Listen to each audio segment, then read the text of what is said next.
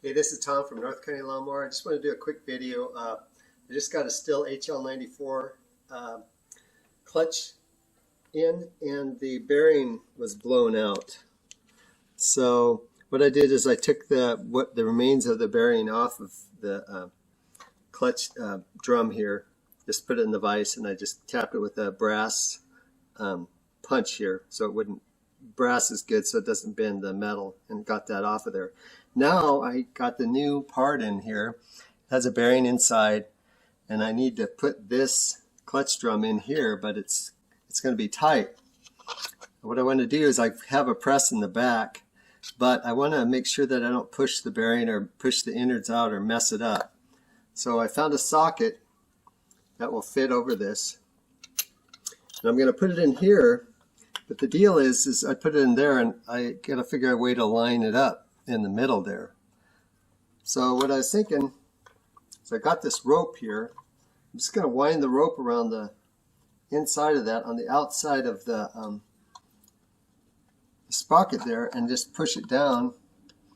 And technically, since this rope is about even with the space between the socket and the inside of this housing here, it should keep this little socket centered till I can get it back into the punch, the press, and press it down, press that new clutch drum down in there. So I'm just going to wind it down in there, push it down as I go, and hopefully that will hold that.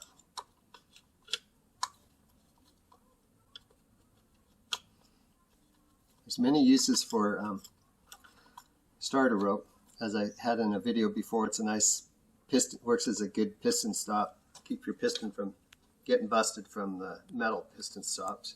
You just stuff it down in your spark plug hole on the up stroke of the piston, and then just that will hold it in place.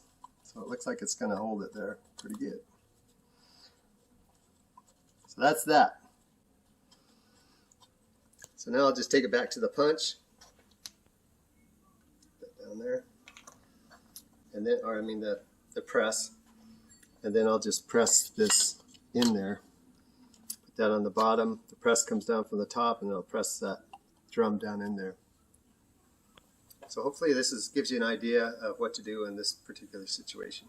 You can also use if you don't have a press, you can also use like a vise, and just push it. Just make sure you have something that will push on this evenly, if you have a big enough vise. Anyways, hope that helps. Okay, so here's the press. I got it fairly well centered. I bought this at Harbor Freight, actually, this press. So we'll just press that down in there till it stops. Okay, it feels like it's pretty good there. So I'm going to let her up.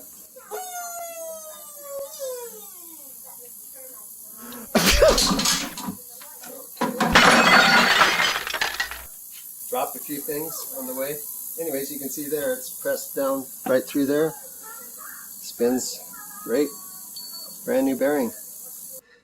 Once you stick the clutch drum through the bearing, there's a little ridge or a little notch there, and so you have to use like a long pair of clip pliers and put it in the clip, and then insert it all the way down until it gets to that notch.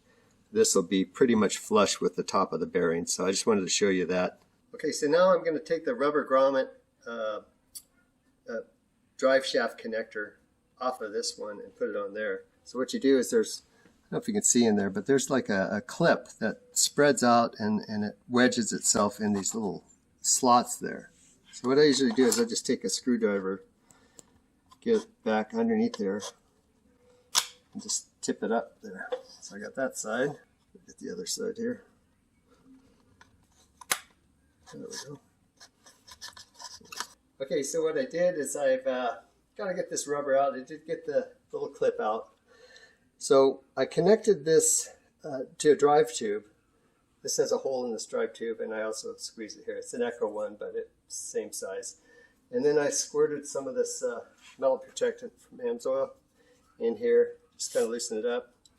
And it's going to take a little bit, but I'm going to try to work it out that way. So let's put it on this rubber mat and just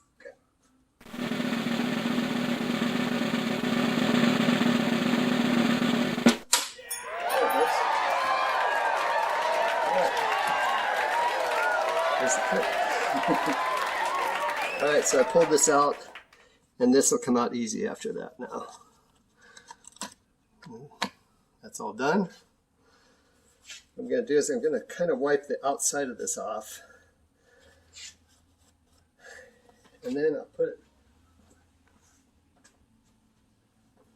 it in the new one.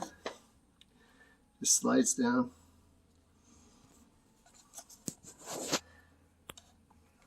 The groove's lined up. Push it down. Okay, so I have the rubber in, and I slip this clip over this here.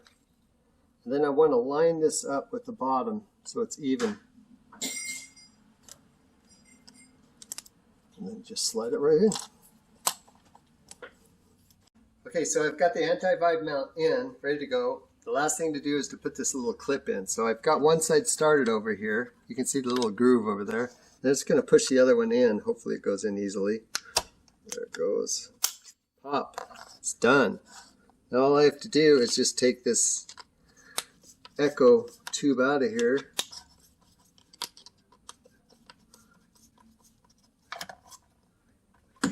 And it'll be ready to mount into the Stihl HL94, the FS94, whichever it happens to be. All for Luis. Thanks, buddy.